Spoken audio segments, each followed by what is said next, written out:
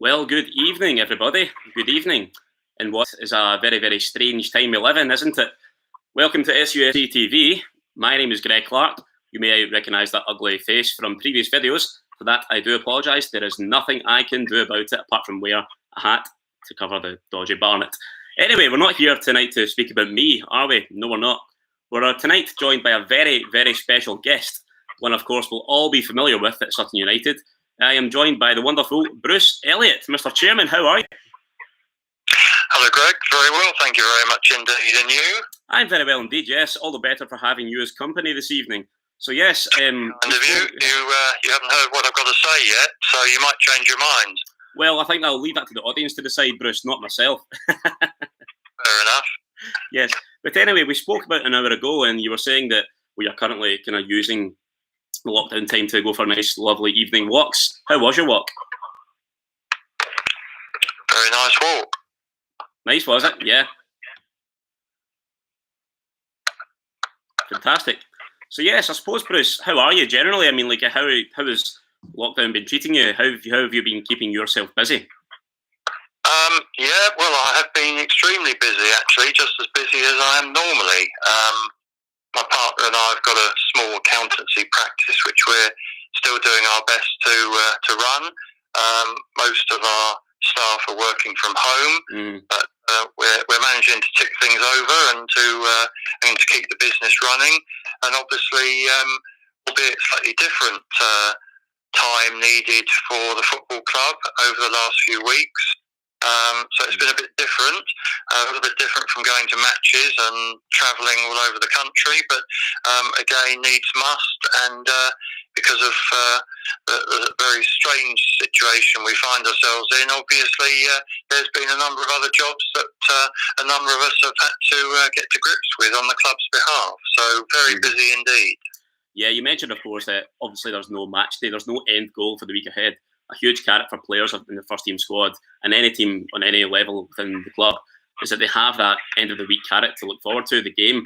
The same goes for the fans and on the media side too. That's something I really, really miss. What would you say you miss most about match day? Well, I think playing in the National League, we've been fortunate enough to go to some unbelievable football clubs and what I call proper football clubs. And, I've been to every game. I thoroughly enjoy the travelling. It's quite tiring sometimes, one has to admit. But when you realise that we're going to Chesterfield and we're going to Notts County and we're going to Wrexham, and so the list goes on. Yeah. The hospitality there, the stadium, everything about these clubs in the National League is so good that, it makes a match day pleasurable. But of course, there's nothing like a game at Gander Green Lane, and I suppose that's what we've missed in particular, just the fact that we can go there, watch a game, have a pint afterwards, and see all the people that you take for granted, and suddenly the rug's been pulled from under your feet, and we've all been put quite understandably in a totally unusual situation, and obviously you have to adapt and let the experts guide us as to what we can and can't do. Yeah, I tend to totally agree with everything you're saying there. I think a huge thing for me, especially looking at the National League, just the league tables, are the calibre of clubs that are now there, having fallen down the pyramid system so rapidly. You look at teams like Notts County, and I vividly remember looking at, commentating at that game and remembering only 5 years ago they had Jack Grealish on loan, they had Callum McGregor, they had really, really players who are now playing Champions League and Premier League level. So it must be a huge pleasure for you to be visiting like grounds like Chesterfield and Notts County. Absolutely, and as I just said to you, Greg, I mean, that makes going away from home very pleasurable. And as I say, everything about these clubs is excellent, and I think it's fair to say that we've thoroughly enjoyed it, and clearly our supporters have too, because they've travelled in numbers to these clubs, and obviously they've thoroughly enjoyed the experience, and long may it continue. Certainly, long may it continue. So I'd like to roll it right back to where it all began, really. You've obviously been chairman of the football club since 1996, but how did you start supporting Sutton United? How did it come about? one day if I wanted to go down and watch a game. This would have been sort of early to mid-60s, 1960s, long before your time, Greg, I suspect. Not well, being Scottish, you're genetically disposed to maybe being a bit older than how you look, but yeah, thanks for that. My dad used to go down with a friend of his who lived a few doors down the road from us, and he had a son as well, and the four of us ended up going quite regularly to all the home games. And basically, my dad's friend said to me one day, he said, "Why don't you go to the away games as well?" And it sounds a bit strange now, but we'd gone regularly to all the home games at Gander Green Lane and enjoyed them. And I'd never thought about going away, so started going on the supporters club coach, which was run by somebody called Toffee Evenden. He was a legend in his own lifetime at the club. Had a lovely wife called Olive, who was a bit bossy, but a lovely lady. And the two of them ran those coaches, and they then persuaded me to get onto the supporters club committee. And I started the club shop with somebody else, and served on the supporters club committee for many years. And then Peter Malloy, who was the chairman at the time, me if I wanted to go on to the management committee of the football club, and it all went from there, really. Goodness knows how I ended up as chairman, but I'm sure somebody would know. But I think I stepped back too slowly. That's my story anyway. So, but seriously, I've thoroughly enjoyed every minute.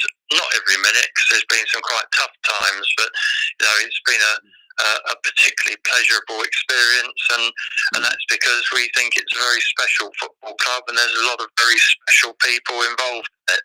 Certainly, I think one thing that you said there that really chimed with me is that it was the supporters coach which you first stepped on many, many years ago, was ran by a man and his lovely wife, which kind of reinforces the real family element to the football club, as you allude to further on as well. Do you think that's something that's missing from the game now, the family ownership of the clubs? Perhaps the game's obviously had to modernise itself, but is that family community feel really missing from the game? I think it possibly is at the top level. You look at the sort of money that's being thrown around, how much the players earned. I think this is why we, as a community club, very much family orientated. I think a lot of supporters think of the club as their family. However strange that might sound, but how they're coping at the moment, I've no idea, because I think they miss their visits, their football fit, their Saturday afternoon. And I think that's why we've probably done very well, and we've tried to grow as a community club, helped by the 3G pitch, of course. But irrespective of that, what we've done is we've managed to get families in. We've tried to encourage kids to come in, and we do kids for free for league games, etc. We've got all the young boys and Colts teams, girls teams now, and we're very keen on getting people to come to the club, come to watch games, be part of this community club. In just the same way, myself, Dave Fairbrother, a number of people came through the support club committee, from a very young age, and we've stuck with it. And I think it's an excellent family club, and when we sadly lose somebody, it is like losing a member of the family. I think it would be. I think if you like you say there, organically grow yourself as a supporter to where you are now as chairman, that's a real value to that. I think that really is missing from the modern game's DNA. I think it's something that can really be utilised in many departments. I mean, for example, if a club's relegated from the Football League, you're not just dropping first-team players from the squad. It's people who work in the office, work in the canteen, that would really, really suffer the consequences of that. So it's very important that you have that community feel at clubs, whatever level it is. And one thing that really kind of stuck out to me there, you've been a supporter for a very, very long time. What's your earliest memory of Sutton, or even just earliest football memory? On the pitch. Earliest memory, obviously, having started going to the home games in the 60s, probably the match that sort of stands out for me as the first one that I really remember and it was quite a one to have as not necessarily my first ever game, but the very early years, the Amateur Cup final at Wembley, which would have been 1963. We played Wimbledon, and I remember going to that game. I went to school in the morning and went to Wembley in the afternoon for the final, and obviously that was a cracking game, although we lost, but that was probably my first real football memory of Sutton United. Yeah. I mean, that's a less than conventional. Many wonderful days, of course. Yeah, first of many. It's a less than conventional school trip, I must say, Bruce. But it's one you're very, very fortunate to have in the afternoon at primary school. Exactly. So, in terms of then, so we've spoken about your earliest memory. Obviously, it was at Wembley when you were at primary school. Of all time, I suppose. I mean, and I've been fielding questions from many Sutton United fans on Gandharmonium, most notably. Who is your most admired Sutton United player of all time?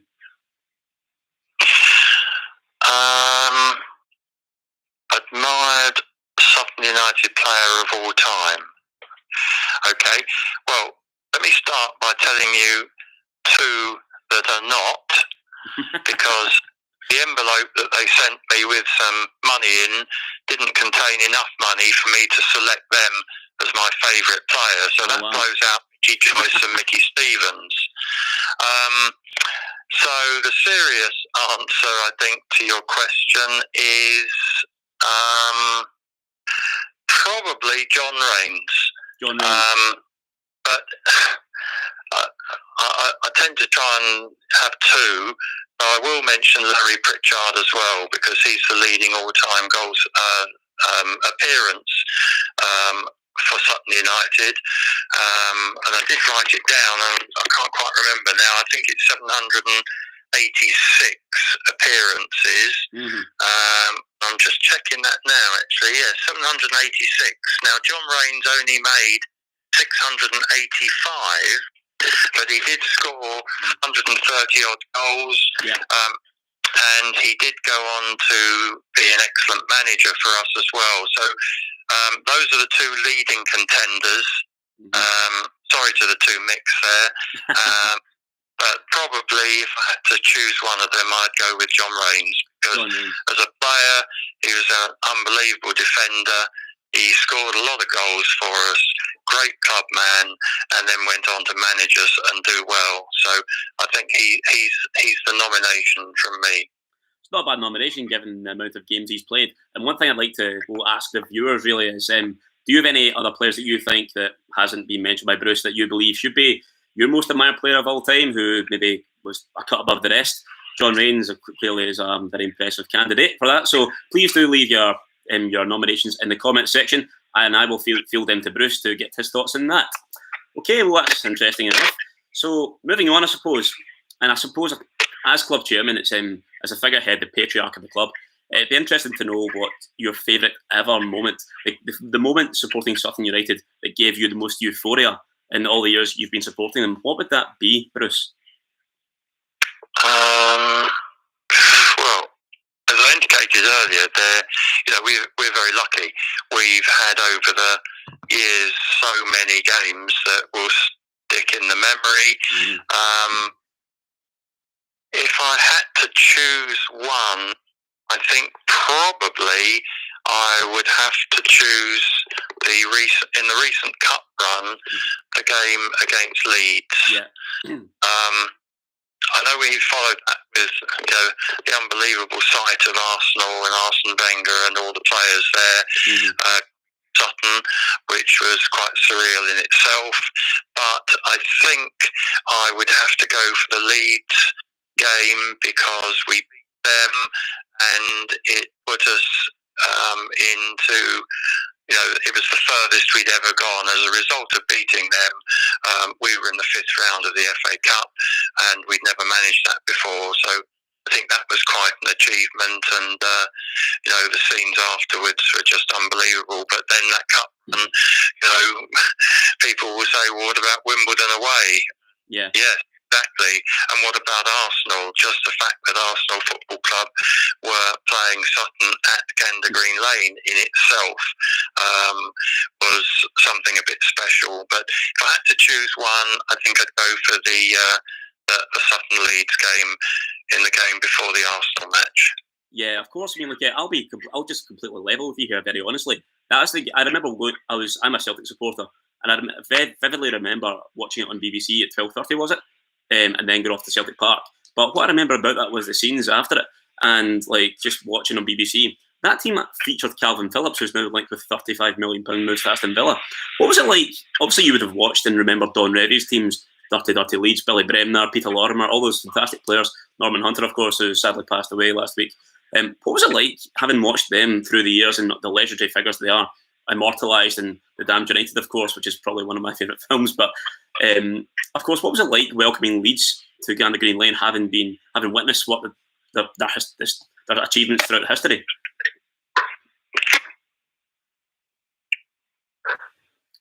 Hello, Bruce.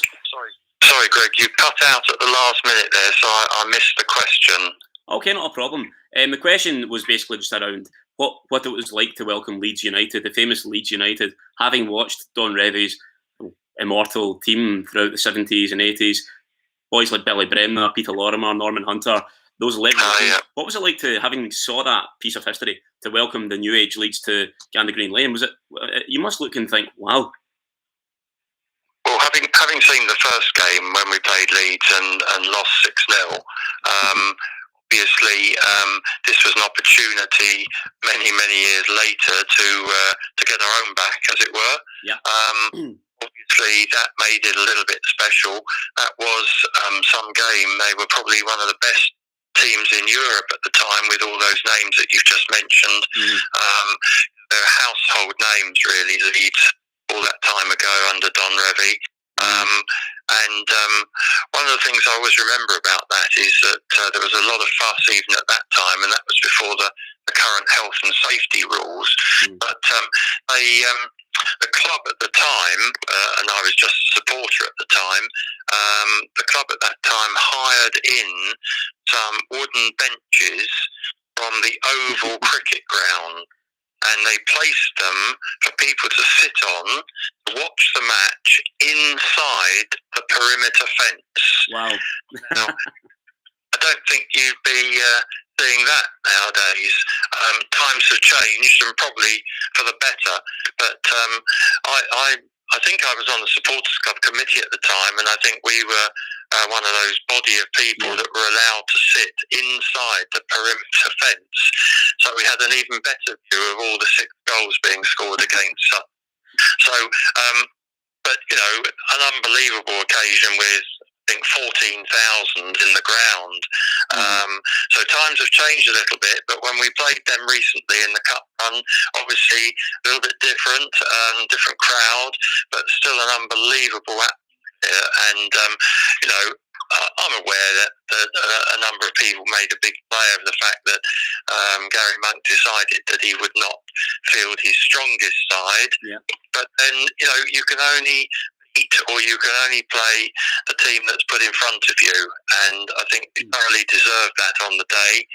And you know, the Jamie Collins penalty is going to be shown many times. The puffing of the cheeks and the goal and the celebration afterwards. So, great memories. Yeah, I was actually, before you mentioned Jamie Collins there, I was going to ask you, what word springs to mind when you reimagine Jamie Collins slotting that penalty home? What word best describes that? Hello, Bruce? Yeah, I got the Jamie Collins penalty, and what word? And then you faded again. Sorry. Okay, no problem. It was what word best describes that feeling you had when Jamie Collins slotted that penalty home? Well, I don't think you could really believe it. You're sort of pinching yourself, thinking, "My goodness, we're 1-0 up against Leeds here," and you know, all the time you're almost expecting them to equalise and. You know, this is a bit of a dream here. Surely this isn't going to happen. But of course, as the longer the game went on, it did happen. And how do you relive that final whistle? In just unbelievable moment. The referee blows the final whistle and you suddenly realise you're in the next round. Obviously, we didn't know that we were going to have Arsenal, and that was another wonderful moment to come when we were watching the cup draw in the club room, and again, scenes that you'll never ever forget. For those of us who were there, when just the whole place was just in total uproar. Yeah. Everybody looking at each other thinking, surely not, we're not playing Arsenal here. And then the hard work started and the stress. I think it was all worth it. Absolutely. It was all worth it. And I think football is an elixir. It can provide, it's only football, in my opinion, I'm very biased opinion towards football. Only football can really provide the elixir and the euphoria that, I don't know, your mind craves and your body craves. Like it's a very up and down sport. And because it's obviously within football, there's always highs, there's always lows. So with the highs come the lows. What would you say perhaps would be the lowest point of your Sutton supporting career, whether it be as chairman or just merely as a supporter? Lowest point? That's a very good question. Not to turn it too negatively, but yeah. Sorry? Not to turn down the tone too negatively, Bruce. No. Well, as I said, I think we've been very, very lucky, those who have supported the club over a long period of time, to have had such a huge number of wonderful moments and wonderful days, and the times I've sort of come home after a day and thought, what a great day that was. Well, we've got 3 points, or we've had a cup run. Look, we've had some disappointing games, and I suppose probably we've had 1 or 2 in the FA Cup where we've gone out when we were expected to win. Alton Town is one that springs to mind a few years ago. Qualifying round of the FA Cup, we probably should have won about 8-0, and we lost. So many years ago, we went to Yeading before they merged with Hayes, and lost to them in the FA Cup. So we have had low points, but often from the low points, strength comes, and we go on and do well. So, but those are fairly difficult days. But then, if you look at the other side of the coin and see how many cup runs we've had and how many wonderful days that we've had in the FA Cup, you've probably got to expect 1 or 2 that haven't actually quite gone to plan. Yeah, but trust me, if you've been expecting Scotland to qualify for a major tournament my whole life, then you're going to keep being disappointed, unfortunately. So count yourself fairly lucky, Bruce. Exactly, yes. Yeah. Okay, so I mean, that kind of dovetails quite nicely into my next question that I think that the fans will be very, very keen to know. Whether it be in your stewardship or as a board of directors, what would you say has been your most significant achievement? Like, what are you most proud of as in terms of achievements with whether it be as chairman or as part of a board of directors? Can it be more than one thing? It can be anything you like, Bruce. Yeah, I mean, one thing I maybe thought was a stadium redevelopment, which for a non-league club is very impressive. Well, I think there's a number of things. Obviously, the fact that we've now become, I think, a true community club is, I think, excellent for us. I think it's something that strengthens the whole club, and the disability sides that Steve King runs. Duncan Muller has done wonders with the ladies' side. As I said to you earlier, we've got boys and girls playing. Sides going down to under 6, I think.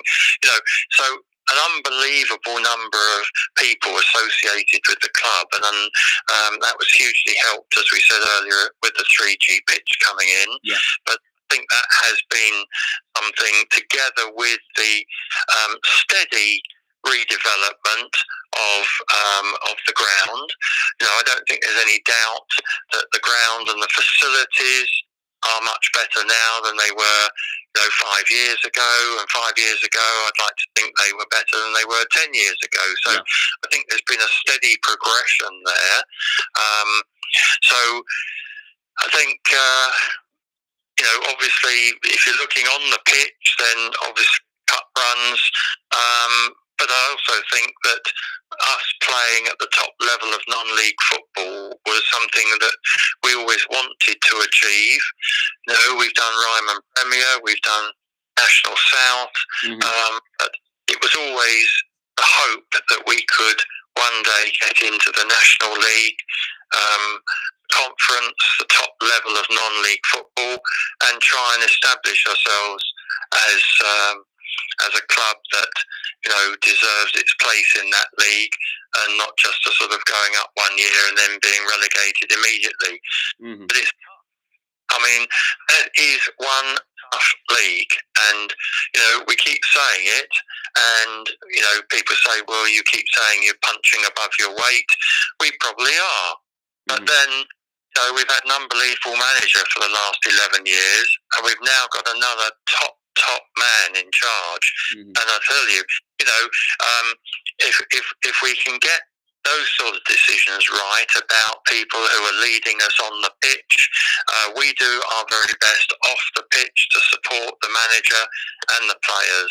And at the end of the day, as long as we can continue playing in that National League, then I think we shall thoroughly enjoy it, and I think the supporters thoroughly enjoy it, and that's what we all are, ultimately, supporters. And, we are all in it together, because, nobody's got any hidden agendas at the club. All the directors, all the management committee, all the volunteers, they basically all do it because they want to be there. That's what makes it a bit of a special club, in my view. Yeah, certainly. I suppose, that kind of dovetails quite nicely into my next point. You mentioned there we're punching above our weight in terms of what we're doing on the pitch, doing off the pitch, the facilities we now have. Do you have either personal or a broader, more club ambition to reach the Football League pyramid? Hello, Bruce?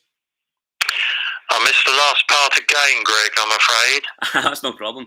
So, yes, my question was, based on the fact you said we're already punching above our weight, do you have a personal, or as a club, do we have an ambition to reach the Football League pyramid? This was a question that was asked many times a couple of years ago, when obviously we got into the playoffs, and obviously there's the situation with the 3G pitch, which is something that obviously, as the rules stand at the moment, you can't take your 3G pitch into the Football League. We'll probably come on to the present predicament that football finds itself in, and I'd be now saying that it is possible perhaps that there will be changes. Whether that is one of them remains to be seen. So yes, you want to win every football match, and we certainly wanted to beat Boreham Wood. We certainly wanted to have a game at Wembley in the playoff final. As it happens, we didn't. But you want to win every game. We had the necessary the nod from the Football League, that had we got through, then we had the necessary ground grading, etc. Not saying there wouldn't be things to do after year one and after year two if you stayed in the Football League. But would we have liked an opportunity? Yes, of course we would. Anybody who doesn't want to better themselves and to go a bit higher and to do a little bit better, then obviously you shouldn't be in the game. But it also has to be sustainable, and obviously there is more money floating around in the Football League. Probably not a huge amount of difference on the travel situation, because obviously both leagues are national, which is another talking point recently. But at the end of the day, of course, had we had the opportunity, of course we'd like to take it. And if that opportunity comes again, then we should do our best to do it. Hopefully the rules might have changed so that perhaps we could keep our 3G pitch. But, time will tell on that. I think there's going to be a lot of changes in football as a result of the surreal situation we find ourselves in now. And I think that remains to be seen as to what changes there are likely to be, if any, as a result of what's happening at the moment. Yeah, I think that's a very, very clear answer you've given there. Clearly, we are a very ambitious club, and as you say, the unnatural, if you're in a very competitive league, not to want to better yourself and see if you can reach the Football League pyramid. But you mentioned there about the ground grading, and we've been given the nod should that eventually happen, that we get promoted. But from a personal standpoint, this is quite a selfish question. Other than Gander Green Lane, which is obviously the heart of our club, what is your favourite stadium in the country to visit, or you have visited? And I want that answer based on the food you get at those at those grounds. Who does the best meals and hospitality? You're talking about in the National League? In the National League, sorry, yeah. Oh, okay. Which is the best one food-wise? Well, A, what's the best stadium? Yeah, and B, who provides the best hospitality? I think the nation needs to know. Who does the best prawn sandwiches, Bruce? As I said to you earlier, the hospitality in the National League is generally exceptional. Ones that immediately spring to mind would Halifax is excellent, and I think probably Notts County was very, very good. But to be honest, we're well looked after at all of these clubs, and I wouldn't want any of them. I'm sure none of them are listening in anyway, but if they were, I wouldn't want any of them thinking, well, we thought we did quite good hospitality, because to be fair, the standard is excellent in this league. So, but if I had to choose one off the top of my head, I'd probably think it was Notts County, actually. Well, shout out to Notts County, and if you ever have a spare seat in the car, Bruce, you know who to contact for that particular trip. So anyway, we've spoken a little bit about the Football League pyramid, and in terms of what the kind of future plan would be. Have the board decided on what the next 5 years holds? Obviously, that might have changed given the current circumstances. We're in a global pandemic, and it's harder to plan and to strategise for the future. But do you have a 5-year plan in place? We don't have a formal plan in place. Basically, running a football club is not the easiest of jobs. Planning a budget for a football club is also not easy, because there's so many unknowns. If we're running our business, I could do a budget for our business and probably be 95% accurate, and be able to rely on it. In football, if you've got the crystal ball working and you know whether you're going to have an FA Cup run or whether you're going to do well in the trophy, and whether you're going to have some really good quality fixtures on a Saturday instead of a Tuesday, and there's so many unknowns. So it's really very difficult to do a budget for a football club. But obviously, that is something. I've forgotten the question now, actually. What was the question, Greg? Sorry, the question was, do we have a 5-year plan in place, Bruce? Oh, yeah. Well, I said no, we hadn't, so I probably should have just shut up then, really. But no. And what prompted me to go on about the budget is the fact that obviously, a 5-year plan indicates that you know exactly where your money's coming from for the next 5 years, etc., etc. So the answer is no, we haven't. But we do have a very responsible management committee and board of directors who are constantly looking at things that need to be done. We had a windfall from the FA Cup run. We've managed to spend that money now. Everybody still thinks we've got a pot of that money stashed away somewhere. I promise you we haven't. Yeah. But we'd also like to think that money was well spent, mainly on the infrastructure, and the last, tranche of that was in redoing our function room and bars and making sure that, people have a slightly better experience these days than they had before. Yeah. So we've spent a lot of money on the ground and the facilities. I think at the moment, with what's happening, it's thrown a lot of things into confusion, one of which is certainly finance. And, there's a body of opinion that says, and there's plenty of people voicing this opinion these days, that, after this virus is over, we get back to something resembling normal. Mm-hmm. But it'll be interesting to see what happens in football, particularly at our level, where basically clubs don't have a lot of spare cash, and we're lucky that we've spent the money on the ground. We've got the facilities to quite a reasonable standard, and we're not in the position that some other clubs in the National League are, mm-hmm. where their bills are probably 2, 3, 4 times ours, and that the present problems are going to be 3 or 4 times greater for them than they are for us. I mean, it's bad enough for us because the club is closed.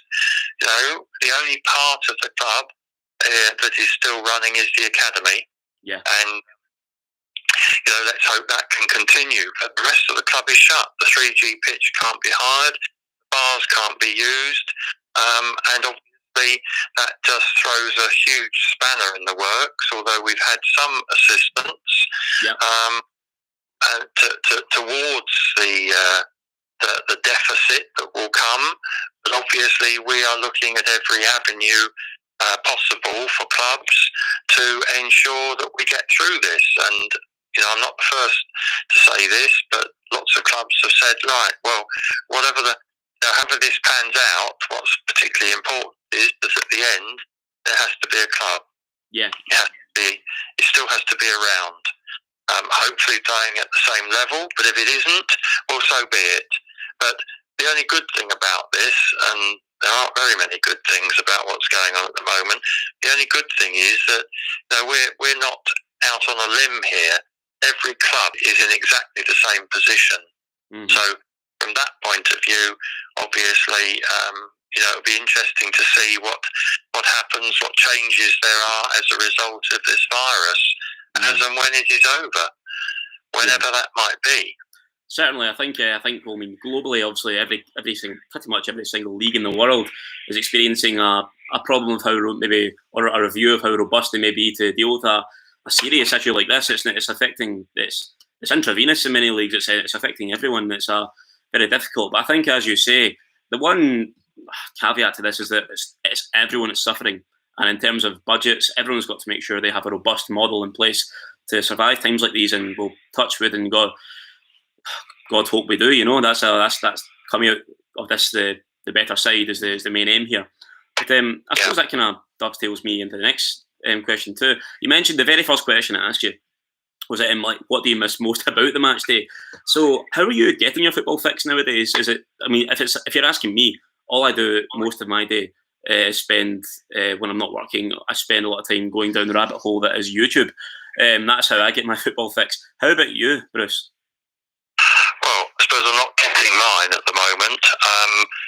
As I said to you when we first started chatting, I've been pretty busy, so it's not as though I've been sitting around twiddling my thumbs. Dave Fairbrother and one or two of the other guys at the club have put on quizzes and virtual pub evenings for people if they wanted to join them, just to sort of keep everybody in touch and keep everybody effectively in touch with each other, and obviously people are focused perhaps once a week, and that's great. I don't seem to have had time to even involve myself in that. Certainly not the quizzes, because I don't like the embarrassment of not knowing any of the answers. Yeah, I completely understand that. You're too busy on that one, so. Yeah, I mean, I've been very, very busy conducting a few of my own, and I didn't realise how little I knew about the Tiger King or Love Island. That's just something I didn't know was a deficiency in my knowledge, Bruce. But yes, so we have a question from the audience here, actually. A question from Sean Donnelly. Thank you, Sean. It's Sean from the COCs here. Hi, Bruce. 2 questions. How do you think Matt and his staff have done this season, in his first season? And secondly, do you think Barrow should be promoted? Hello, Sean. Trust you're okay. First question is a bit easier to answer than the second. The second could take about half an hour, but let's answer the first one. How do I think Matt's done this season? I think he's done excellently. I think he took on the most difficult job in non-league football. we all know what Dodds did for this football club. Nobody will ever take that away. 11 years, and he gave everything to us. And, he's quite rightly in the Hall of Fame and will always be remembered. But, that made it a particularly tough task for somebody to follow. And therefore, a number of people said to me, how well Matt has done, because he has taken on the most difficult job in non-league in taking over from Dodds. Got off to a flyer, Hartley pulled away, and then sort of took a little bit of a dip, but at no time did he alter how he did things, his belief in the players. And what you've got to remember is he inherited people that he didn't bring to the club. So that always happens when you have a new manager coming in anyway. And I think he brought in his new players. And I think once we start really getting to grips with things, and the injuries were a thing of the past. We had a few little issues there with key players. Once those were resolved, he got us playing some great football, and there's some exciting talent that he's bringing to this football club. And I think he and his staff have done excellently in what was always going to be a difficult position. And wherever we end up in the final league table, which will of course be interesting, I think is a success. And I know, because I talk to him probably every day when the season is going, maybe every 2 days, but I've had a lot to do with him, and I know how committed he is. I also know how he's enjoyed being manager of Sutton United, which is nice for us, but he's given it his all. He gives 100%, as do all his staff. And Jason has been excellent to welcome him back to the club. I mentioned Mickey Stevens earlier. Obviously, he's part of the management team, and so the list goes on with Seb and Bobby and Kat and Clive. They all get on well, and I think he's got a really good squad of players there. Obviously, next season there will be some changes. That always happens. But he's got a really good bunch of lads there, and I think he's done excellently. So do I think Barrow should be promoted? Well, all I can say is they led the table, or are leading the table, by 4 points. Now, the first resolution that came out of the National League, which has now been well publicised, was do clubs think they should be playing their remaining league matches? And it was fairly overwhelming that clubs realised that, of course, we want to play the league matches. Of course, we want to play out every game in the league, and then everybody is in the correct league position, whether it's going up, whether it's champions, or whether you're getting relegated.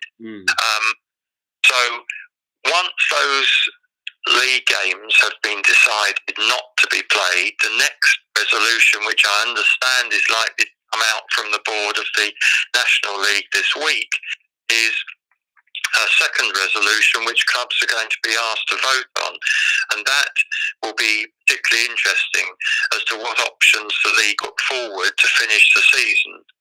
Now, in an ideal world, I see Notts County again have come out saying that they think these games should be played, and playoffs should be played. But realistically, and everybody in football would agree with them, that is the only 100% satisfactory conclusion for this season. But realistically and practically, I've not met anybody yet who actually thinks that these games can be played in the foreseeable future. Now, bearing that in mind, if you assume that that is the case, and they're already talking about some form of social distancing till possibly December. Well, how in heaven's name? We're not Premier League clubs where you can play behind closed doors, and you can put all the players from both teams in hotels, and you have them all tested. That's not going to happen for us and clubs at our level. So therefore, you end up presumably with the resolution that will come out this week. I will answer your question, Sean, in a minute.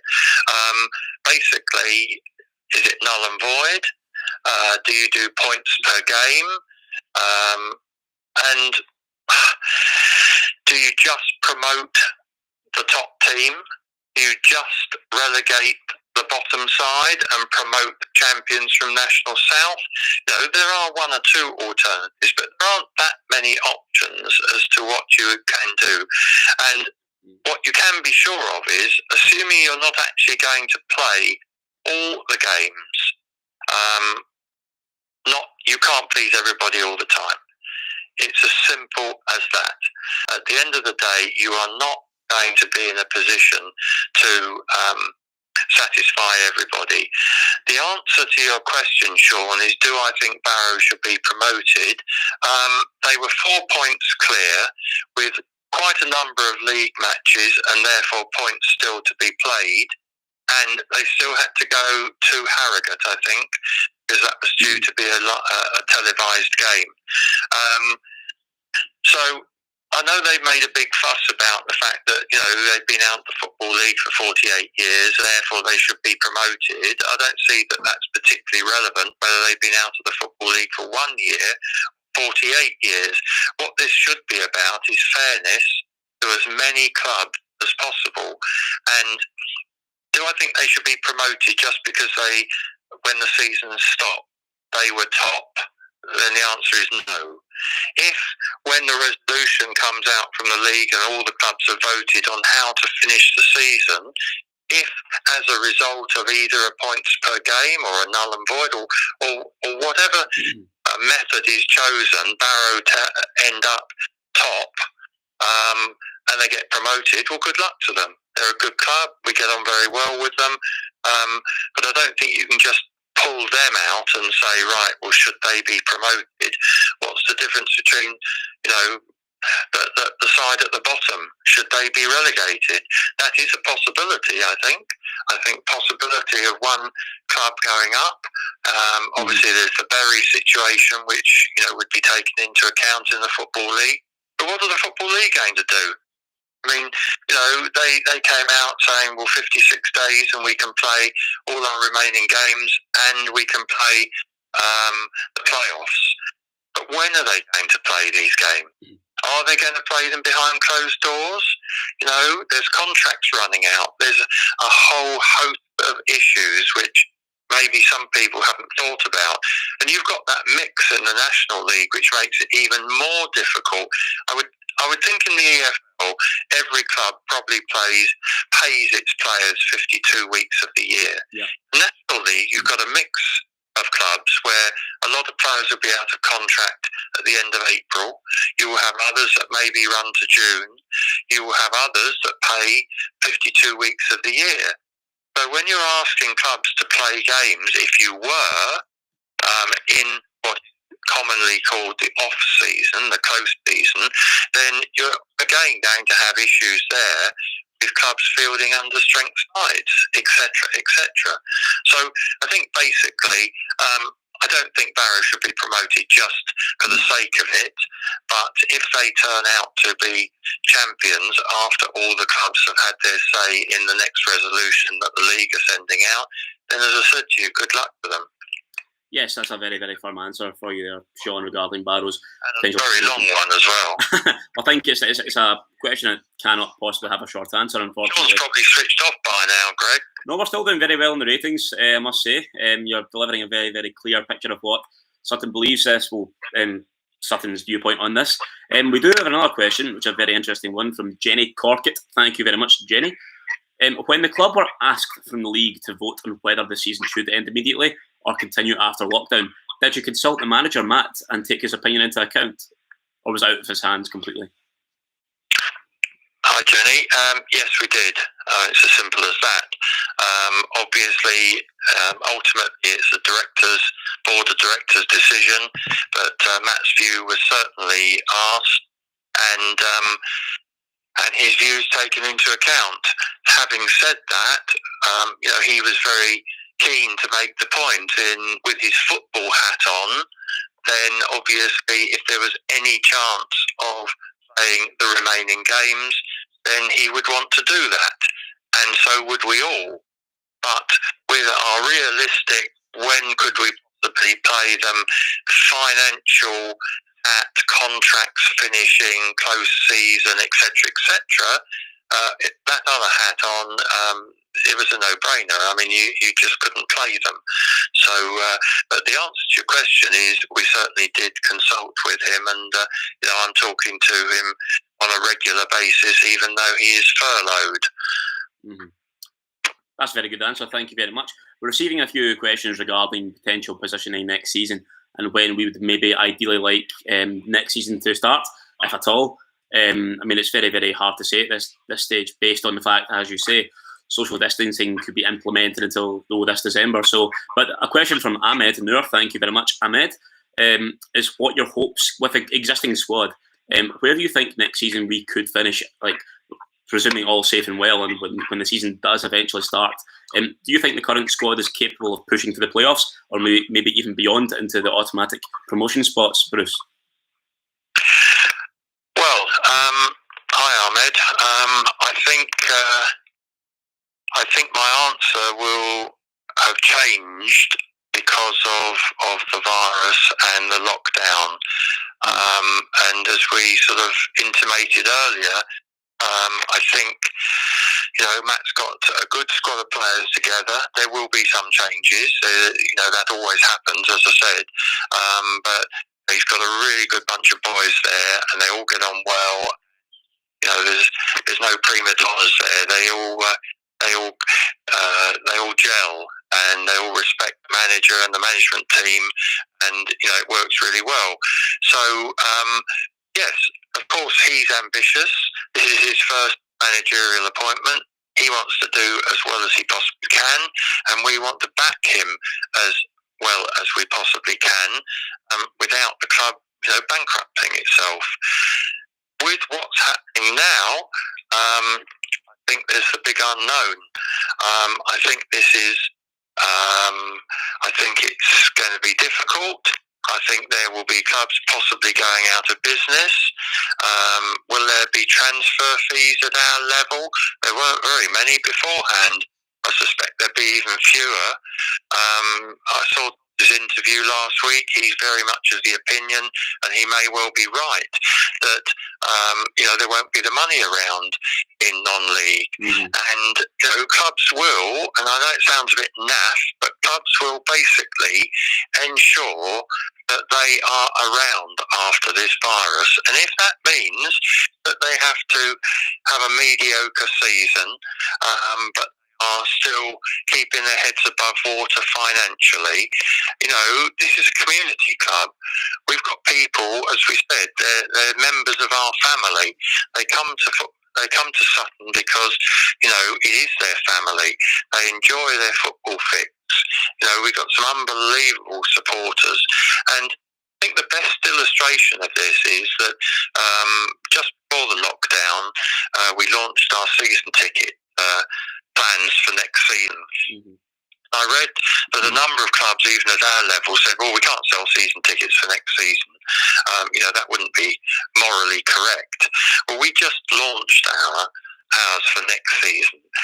And do you know, Greg, the unbelievable thing that has come out of it, I'm not saying we've sold as many in this period compared to last season, but without Adrian having his season ticket table at the remaining home games, we have had a number of people coming along and saying, look, the club needs the money.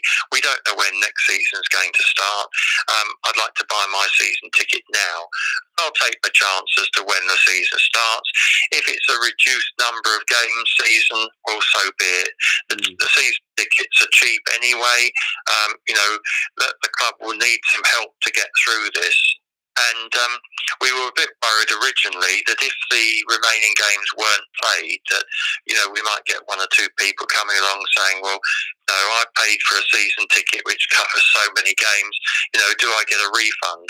We have not had one person, to my knowledge, who has contacted the club and said, "Look, if these games aren't going to be played, you owe me £10.46 as a refund on my season ticket." And I just think that those two things together, people buying season tickets and people not asking for refunds because they missed out on a few games at the end of the season, doesn't that tell you a lot about the supporters that we've got and how good they are, how loyal they are, and how they all understand what we're about? And it's so much easier for them to understand because we're no different for them. We are supporters, and one of the lovely things about this football club is that I don't get paid a penny, and neither does anybody else. And in fact, just the opposite. We all end up putting money in. Every fundraising scheme, every time you walk in the door, somebody asks you for some money. But that's part of what this club's about. And long may that continue, because I think that just shows what a special football club it is. And I've completely gone off a tangent here. I've no idea what the question was, but hopefully it was sort of vaguely relevant. Yeah, I think it answers many of the queries the supporters do have. Certainly in the live chat, there's a great deal of optimism surrounding, well, we don't really know what's coming next, but it really does reinforce, as you say, the strength of community and the strength of loyalty, really, when it comes to times like these. People still renewing season tickets when there's not necessarily the carrot of going to a football match on a Saturday, Sunday, midweek and a Tuesday, Wednesday. The supporters can certainly give themselves a pat on the back. And like I say, in the live chat, there's a lot of optimism there. Sean Donnelly has come back to say he hopes you're well too. He believes your stance on 3G pitches is absolutely correct. There will be a vote in favour of 3G pitches in the Football League. And he's very optimistic. There's great times ahead for the U's. And Tony Torch has got in touch to say, actually, he hopes to see you next season, to stay safe and keep well and enjoy the show tonight. Fantastic. And it seems to be people are rallying together. I think just to round this interview off, it's been very, very nice to get an insight into your views on football generally and how you see the future and just the life of an ordinary supporter, because that's ultimately what you and I both are. Bruce, it's we're no different to anyone else who pays to get into a match. We don't get paid anything at all, but we do it for the love of the club, essentially. But I think you've had a few days to think about this now, Bruce, and I think you know what's coming, don't you? So the final question, just to round off what's been a very interesting chat. Yeah, I can hear the trepidation in your voice. So the final question I've got for you tonight, Bruce. So scenario, you're on a long, long car journey, 10 hours up to John O'Groats in Scotland. From Land's End to John O'Groats, might even take you longer than 10 hours. I'm not entirely sure the duration of the journey, but let's call it 14 hours. And you're allowed to pick 3 celebrities, dead or alive, and to join you on this journey. Who would they be? And yes, okay, I accept your invitation.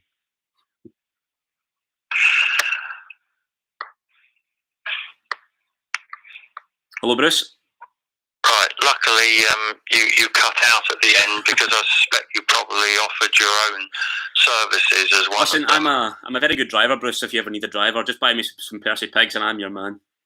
Well, to be fair to you, Greg, you did give me a couple of days' notice of this, so I have given it a little bit of thought.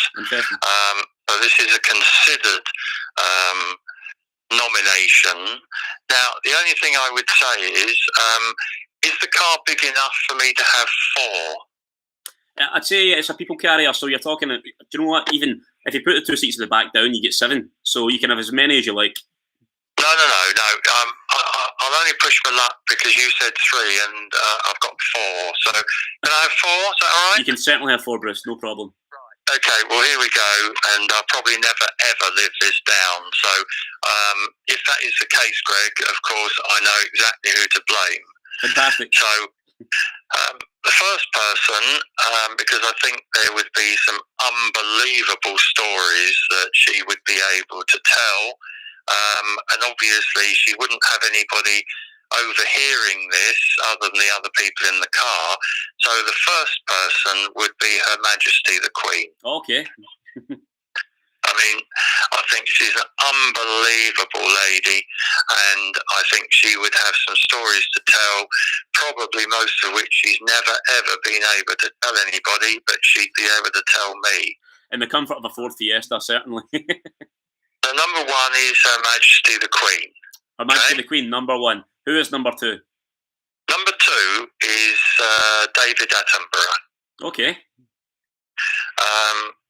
Enjoy watching his shows on television. I think he's done a lot for the world, nature. He loves animals. I think he's a bit special. I know he does it as a broadcaster, but I've always enjoyed watching his programs. And again, he's been to some very, very interesting places, and I think he would be a good second choice. So David Attenborough. And I'm led to believe they're actually very good acquaintances, the Queen and David Attenborough. So I can imagine what the WhatsApp group chat's like. Well, they could sit in the back, the two of them. Yeah, I agree that. Right, now I've got two more, albeit special dispensation to have a fourth. So the third one would be Sir Alex Ferguson. Absolutely, he grew up about 5 miles from where I grew up in Glasgow, so we've got a lot in common, clearly. Now, the only worry about Sir Alex is that he is from Scotland, Greg, and I don't know whether I'd be able to understand anything he says. Well, it's been a good trial run tonight, I believe, hasn't it? So, yeah, if you can understand me, I think he should be okay. So Alex Ferguson, unbelievable manager. I'm a bit of a Man United closet fan. So at the end of the day, whether I was a Man United fan or not, you have to take your hat off to him, because clearly, a hugely successful manager. Now, the fourth one, I don't know whether you've actually ever heard of, Greg, and this will probably be the one that will give me the most stick, but there was a pop group in the 60s called the Kinks. The Kinks, of course, Ray Davis, of course I know the Kinks, yeah. Right. Yeah, absolutely. And the fourth person in my car would be Ray Davis. Ray Davis, what a man! I don't think he's Mr. Charisma. I do think, however, that I would like to talk to him about how he managed to find the lyrics for such an unbelievable number of great pop songs, which have stood the test of time, and how he managed to think of some of the words of some of those songs, I think is absolutely unbelievable. So those would be my four. So the Queen and David Attenborough in the back with one other, probably Alex Ferguson. Yeah. And then who's driving this? It's not you, Greg. I'm a very good driver, so I can drive. But I think who would you entrust it to feel the most of that group? Well, I think I'd rather drive, actually. Yeah, fair enough. If you're happy to drive and listen to the hairdryer treatment for the Queen, that's fun. Which no doubt I shall get plenty of stick about, but I did give it a bit of thought, and it's a really good question, actually. Yeah. I was frightened by it when you first asked me, but now I've had time to think. And there's a bit of variety there, isn't there, with the four people as well? Certainly, in terms of the industries they represent, certainly, yeah. I'm not sure Ray Davis has ever been to the Palace, but you never know. I regret to inform you, we actually do have some feedback from your friend Dave Fairbrother, and he has come back and said regarding Attenborough, spot on, Chair. We will make an environmentalist of you yet. So maybe there's a calling that you're not yet aware of, Bruce. Well, okay, I hear what Dave says, but I'm not convinced about that. But anyway, I'm pleased that I've had his seal of approval anyway, so I'm waiting for any comments about Ray Davis yet. That'll probably be the one that blows it out. So. Well, Mark Morris has got in touch to say he's very, very, very happy you've chose Ray Davis. All I said was yes, really? Bruce, so thank you for that, Ray. Good grief, excellent. Who was that? Mark Morris. Mark, well done. Mm-hmm. And there is a final, actually. There's a final comment I should probably add here as well. K Robo81 has came back and said he thought you were going to say Chesney Hawks. Well, Keith, I trust you're well, mate. I'm missing you because obviously it's nice to have somebody to take the mickey out of. I understand that we've had burglars at the club, and the jukebox is now no longer featuring a Chesney Hawk song. Now, I don't know who's taken it, but obviously somebody. And it was, I was thinking about nominating him, but then I changed my mind. So it was just pushed out by David Attenborough. Well, isn't that a shame? Well, at least we've got a lot of good stories about the current state of the environment, which will be interesting. Absolutely. So, well, that's that now rounds off what's been a very interesting hour and 5 minutes. So, thank you all for contributing to the live chat. It's all been, I hope you've been admirably represented by my comments to Bruce. Bruce has been an absolute fantastic guest, a very important one, of course. So Bruce, I've got to thank you for taking your time out tonight on this Sunday evening to take your time to talk to the fans, and we'll have to spend an hour listening to me too. So thank you very much, Bruce. It's very much appreciated. It's a pleasure, and I trust everybody keeps safe and keeps well. And we look forward to that reunion party, Jane, at the club, because I think that's what everybody's been missing, the company of all those wonderful supporters. So, we look forward to that. When it is, no idea, but let's hope it's not too distant, in the not too distant future. And I have good faith that it's not going to be too far away at all. So, yes, like I say, on behalf of all the supporters here at Sutton United, thank you very, very much, Bruce, and we will meet again. Thanks, Greg. It's been a pleasure talking to you. Thank you now, Bruce. We'll be in touch. All the best. See you later. Goodbye. Okay, well, that was a very interesting chat, wasn't it? I hope you're going to we'll leave this live chat with a further insight and a deeper insight into the mind of Bruce Elliott, the guy who runs our football club so successfully and has directed us through many, many positive times and some not so positive, of course, but that's highs and lows of football, as we talk about. So, yes, I thank you all for tuning in. Thank you to Tony, Ahmed, Dave, Luke, Mark, Jane, Sean for contributing to the live chat. I do my best to try and to relay these to the guests, whoever they are. So, yes, please do tune in next time. I do believe we have a very important guest in the coming days too. And no, it's not me. I know I should be the VIP, but I'm not on this occasion, and it's a source of much discomfort for me. So anyway, thank you very much. And yes, stay safe during these strange, bizarre times. All the best, and I'll see you very, very soon.